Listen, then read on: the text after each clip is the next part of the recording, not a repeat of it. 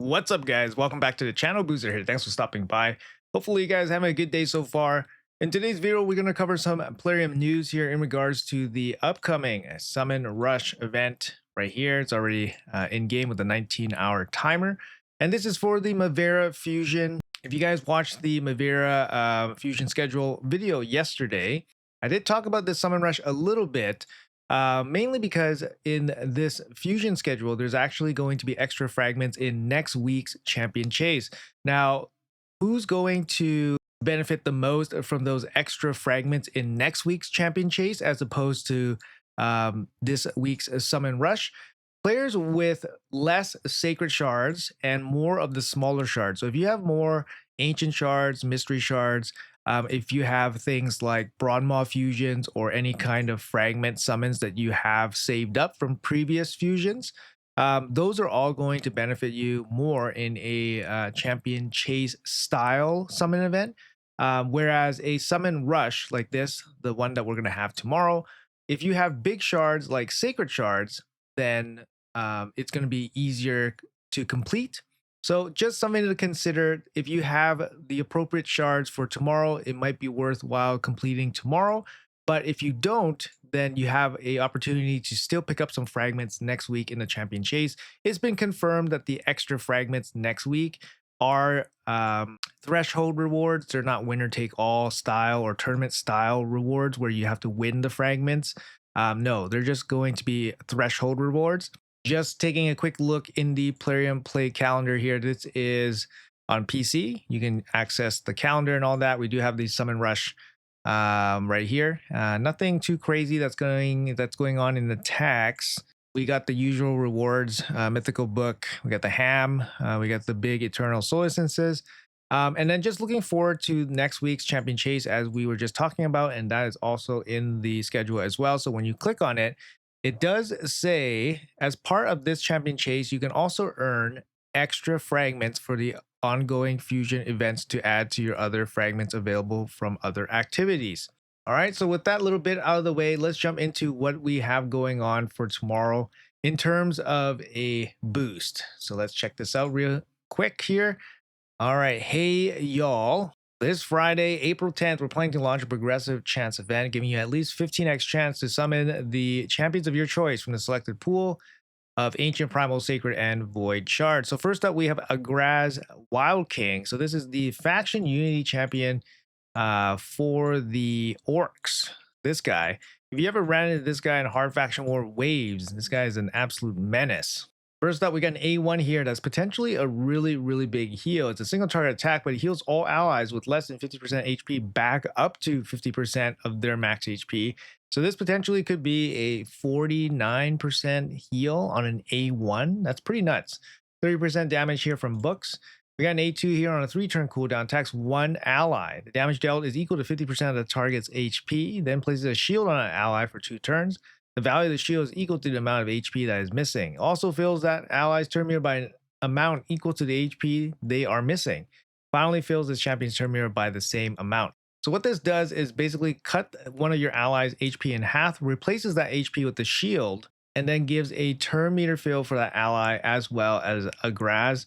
It's a bit of an interesting move, but what happens is that by removing the HP, it gives that ally the extra HP room to be healed up, and in exchange they get a big shield out of it, and of course they get that turn meter boost. Now this ability doesn't seem too crazy, but it does synergize pretty well with the rest of his kit. It's A3 here on a 3-turn cooldown, 30% damage from books, is an AoE with 100% chance to provoke, also has a strengthen for all allies. If you have one faction ally, this champion is immune to block active skill debuffs and cooldown increasing effects. That's going to be pretty strong considering that there is a lockout champion in the Orcs faction. That's Warlord. So Ragaz being immune to cooldown increasing effects is actually really benefit. 2 faction allies instantly activates this skill whenever an ally's HP drops below 50% and that ally is still alive. Instantly activates this skill, will not place it on cooldown. So if you have somebody getting hit pretty hard, you instantly come back in with an AoE provoke and strengthen. It's pretty nice. And then lastly, with 3 faction allies, the provoke cannot be resisted. So currently his skill kit doesn't require any accuracy, which is really nice. And if you have 3 faction allies, he still does not require accuracy in his kit. And then lastly, on his passive effect, on a 1-turn cooldown, allies with 50% or less HP deal 30% more damage. Again, this is where it comes back to his A2 synergizing with the passive here. Once the allies drop below the HP threshold, they're going to gain some more damage. One faction unity allies with 50% or less HP also receive 30% less damage. 2 faction allies, whenever an ally or enemy dies, increases HP, attack, defense, and speed of all allies by 5% up to 25%. And then with 3 faction allies, whenever an ally kills an enemy, grants that ally an instant turn. Yeah, these are pretty strong buffs. Your team gets damage mitigation, gets damage boost, stat boost, and extra turn mechanics all baked into one. And like I said, if you guys ever face this guy in a wave, you guys know that it can go sideways pretty quick, pretty much because of his passive, all the extra turns and stuff happening. And then, of course, the irresistible provokes landing on you and stuff can get nasty pretty fast. His aura, defense in all battles, along with HP in all battles if you're playing with orcs. Obviously, he's a faction unity champion. He's going to be very, very strong in faction-specific teams. Probably main thing for him, obviously, faction wars and siege. It's going to be pretty nasty if you have a team with him. Up next, we have Nolson the Bronze Bull, one of the new champions here from the Argonauts. Nolson the Bronze Bull here. We just did a quick preview on this guy. He's actually pretty solid HP based damage dealing champion. He's got an A1, destroy 10% of the target's max HP, destroys 20% of the max HP instead if they're under provoked. It's kind of nice because it's just a flat destroy. It's not based on the damage you deal. Increase this champion's turn meter by 20%, increases it by 40% if they're under provoked. Now, 20% turn meter boost on a A1 is very strong. And he gets quite a bit of damage here from books. 35% from 3 books is very nice. He also has a very solid base starting HP, 23,000 as well. So the damage scaling off his HP is going to be pretty good. His A2 here on a 3-turn cooldown, again, 35% damage boost from books. Very nice. Single target hit, 50% of the target's defense is ignored, and stone skin buffs if this champion's max HP is higher than the target's, which is going to happen more often than not in arena settings, less so in PvE settings.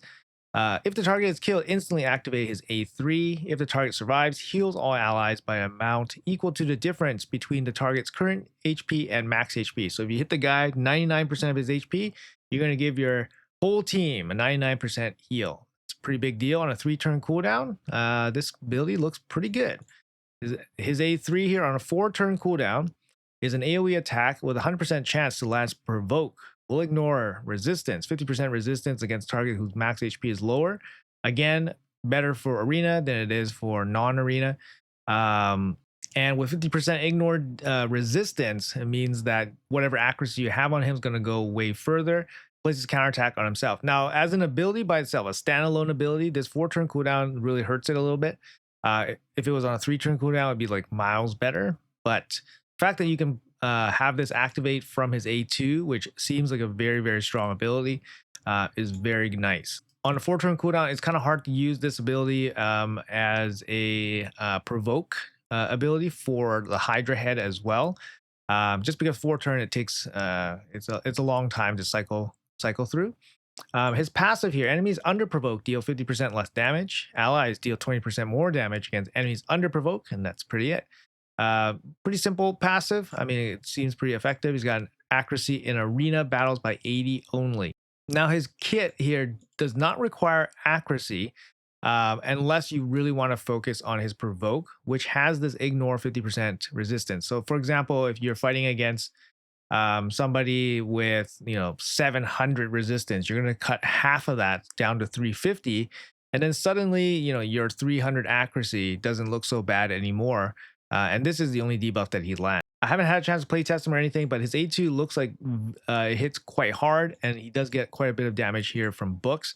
So it'll be interesting to see what his actual multipliers are. He is HP based, so can't really expect too much. Usually HP based damage dealers don't get the solid damage treatment from Plarium. But yeah, It'll come down to how much damage she can actually deal. Next up, we have the Incarnate. The Incarnate from the High Elves, brand new in terms of just recently buffed up. So previously she was a fusion and she was pretty bad, like very, very basic kit, just wasn't too helpful. And the synergies with Arbiter were honestly kind of weak. So she just recently was buffed up a little bit here. Her A1 is a double hit with a chance to provoke. It's a 65% chance to hit the provoke. On 2 hits, it's a pretty high chance. 30% chance to counterattack whenever an ally is hit. If the ally is a high elf faction, not this champion, the chance is increased to 100%. So, you have a decent shot of basically provoking enemies with their A1. You got an A2 here on a 3-turn cooldown. It's an AoE attack, 100% chance to remove all shield buffs and 2 random buffs from all enemies. It's kind of a soft strip ability. Then places shield on all allies for 2 turns. The value of the shield is proportionate to the champion's defense. As a 3-turn ability, it's pretty weak. Like they could have just made it attacks all enemies, remove all buffs, place a shield on it your allies, and it still wouldn't be that great. So the fact that it doesn't, fully remove all buffs, yeah, it just softens this ability up quite a bit. And this is already buffed up already. Her E3 here on a 3-turn cooldown places ally protection strengthen on your team, and then heals any arbiters up to 100% of their max HP. Instantly activate this skill whenever this champion is revived. Now, this ability is kind of nice. When you revive her, she comes back, ally protection strengthen on your whole team with a big heal on the Arbiter. Now, I don't like this kind of specific just to Arbiter. Why not just heal your whole team? It wouldn't make her OP or anything like that. So yeah, it's a bit of a weak ability. Her passive here increases all allies' accuracy by 20 for each ally under ally protection. So when she dies, comes back, she gives everybody plus accuracy as well from her passive. When killed, resets the cooldown of Destiny's Call from any arbiter. That's her revive ability. All ally arbiters receive 30% less damage. Okay, I mean, okay, that's okay. The passive here increases all allies' resistance by 20 for each ally under ally protection. So again, when she gets revived, you give everybody plus 20 resistance. Honestly, 20 resistance is pretty weak. It could say 20% resistance and it would still not be super strong. 20 resistance is basically useless most of the time. This champion also receives 20% of damage of any ally arbiter. Okay. Again, pretty weak. Not, it's specific to the arbiter only. If any arbiters are killed or by a fatal hit, place an unkillable buff on her. Now that's pretty cool. Like if you're really set on saving your arbiter, this is a really, really cool passive. Honestly, the Incarnate could be useful maybe in hard faction wars, where you really need the arbiter to survive so that you can get the revive back on your whole team, for example. So I could see that being helpful if you have her for the high elf hard faction wars. Now, you also run into Arbiter Incarnate in some waves in Faction Wars, which makes it a little bit more difficult because she does make the Arbiter a little bit more tanky. Obviously, damage mitigation here and then the unkillable buff here. So it's a little bit harder to get rid of the Arbiter. But frankly, without that kind of synergy, her kit kind of sucks. Her A2 sucks, her A3 sucks. And even in the best case scenarios, they're still not that great. Her A1 is probably the best in her entire kit. Double hit, good chance to provoke. And then the chance to counterattack leading into more provokes. I mean, that's probably the best part of her kit. The rest of her kit just kind of sucks. It's like epic level. And her passives, mostly useless, 20% accuracy. 20 accuracy, not even 20%. And then 20 resistance in the perfect conditions. The protection on the Arbiter, sure, that's good. And then this damage absorption, receives 20% of the damage of any arbiter. You're just protecting the arbiter. I mean, it is what it is. Not the best buff, but not all champions need to be incredible. So we have up next after the Incarnate, we have Vault Keeper Wixwell. This guy is going to be a high target for a lot of people in this progressive event. Keep in mind the progressive events.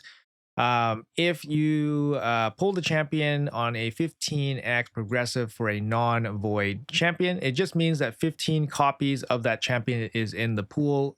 The total pool of pulls that you can have gives you about 7% chance. So if you're pulling and you want Wixwell, it's about a 7% chance if you get the lightning, the gold lightning. Okay, guys. So keep your expectations in check. It's not very likely for you to get even the champion you want on these boosted events, but it's the best shot you have, or at least a better shot. So Vaultkeeper Wixwell, incredible champion, one of the best fusions of all time. Definitely a top pick for people that don't have him from the fusion token system that we have currently. The A1 100% provoke against bosses, which is amazing. 60% against regular champions on a double hitter. It's got an A2 here, 3-turn cooldown, AoE attack, decrease attack, and then increasing the shield. This is the big ability that powers all those big shield teams, is that this growing ability can get those shields growing really big, and then it synergizes off how many buffs you have on your entire team. And then you got an A3 here on a 3-turn cooldown, 2 intercept stacks on single target, increased defense and shield on your entire team. Now the passive here, at the start of each round, places counterattack on this champion. This buff cannot be removed. At the end of this champion's turn, places counterattack. So basically the counterattack allows him to do the A1, which allows the provokes to happen. Yeah. You know what? It's funny because this is a champion that the community put together. If you guys don't know, if you guys weren't around when Wixwell was being introduced, he was a community built champion. We get to vote on his skills. And I remember when we were looking at him, the skills just didn't, I was like, what the heck? The skills don't really make too much sense. But then we saw this, shield growing ability as a bit of a problem, perhaps, right?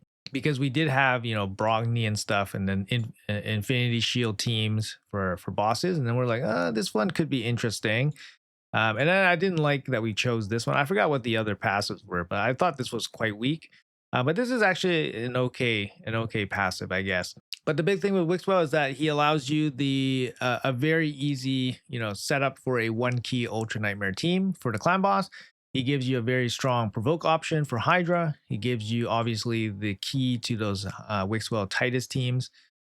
He's generally a good champion in lots of areas in the game, even if you're not using him for shield shenanigans.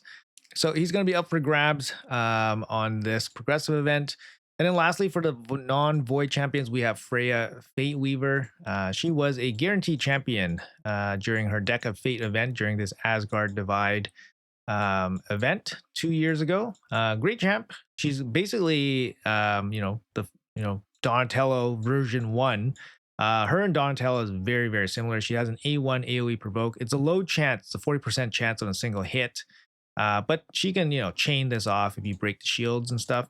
Got an A2 here on a 3-turn cooldown, increased defense, and a big shield. So she busts increased defense first, and then she comes in with the shield. The shield can get quite big on a 3-turn cooldown. And then she has on a 3-turn cooldown, an A3, removes all debuffs from all allies. So a full team cleanse with the block debuffs and a turn meter boost. This is a very solid ability. You can use her as your fastest champion. Some people do that because she comes on in, cleanses everybody, places block debuffs, and then boosts the turn meter of everybody.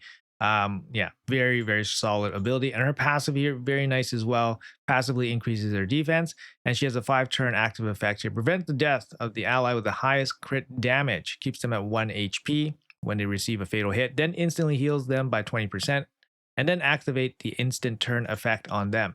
So your highest crit damage champion doesn't die, stays alive, and then gets an instant turn after they suffer fatal hit damage. This can really catch people off guard, especially if they're not paying attention, and can lead to some victories. Defense in all battles, and 110 base speed makes her a decent candidate for being your fastest champion. But really like this champion, great champion overall. Definitely worth using and worth your books. Okay, so let's head over to the Void champions here. First, we have Gaspard, the accused from the Night Revs. Where is he? Gaspard. Is he not? Sorry, he's not Night Revs. Is he demon undead? Oh, there he is. He is undead. Okay, sorry. Excuse me for mistaking him for a Night Rev. He does look like a Night Rev. 1600 base defense, pretty crazy. He's a defense-based damage dealer. I did play test this guy, and this guy was very fun to play with. Definitely, yeah, a strong champion. I got some opinions about him. He's got an A1 here. AoE attack, always very nice on an A1. Has a chance to play decrease attack and weaken. Now, I don't know about you guys, but this A1 just seems like the most busted ability like ever. You have, you have champion doing decreased defense and weak and decreased attack on an on a 3-turn cooldown, and this guy has decreased attack and weaken on an A1.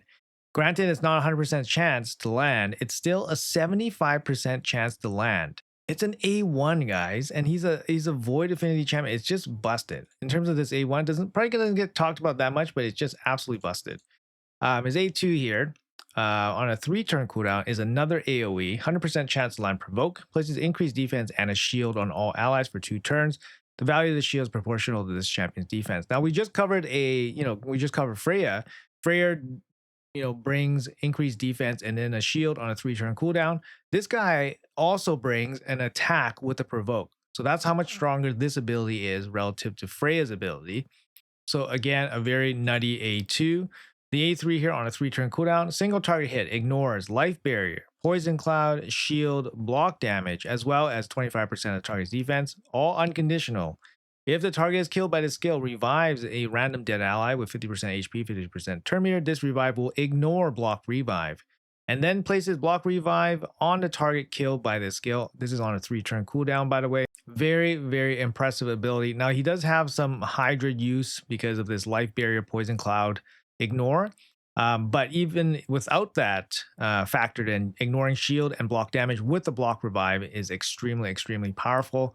And then also this ignore block revive on your side is very interesting as well, considering there's so many block revive champions nowadays. So that's going to be very, very powerful.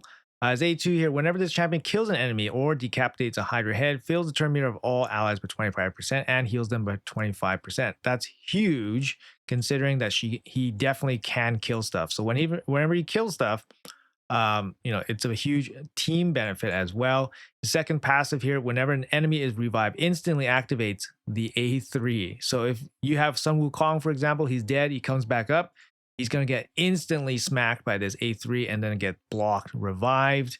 Yeah, it's insane. And then if he kills you, he's going to revive somebody on his side.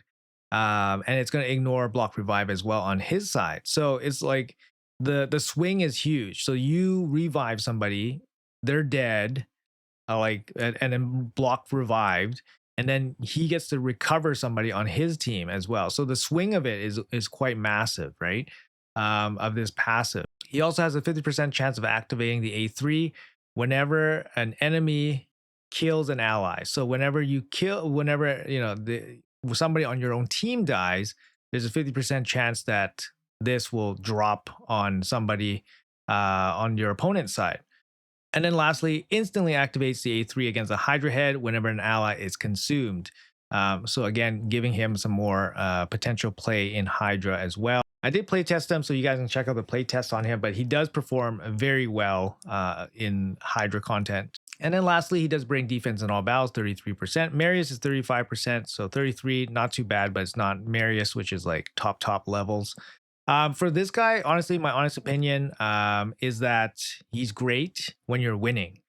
When you're in a winning position, he makes sure you basically won because it's so hard to recover after being behind, and then you have this guy basically holding you down, right? Because if you revive, he stomps you out with this, and then he'll recover somebody on his own side. Not only does he block revive your guy, which is already very hard to recover from, and then whenever he kills stuff, he's going to boost turn meter, heals his team, so his own team recovers like crazy. And he also has control on his side as well.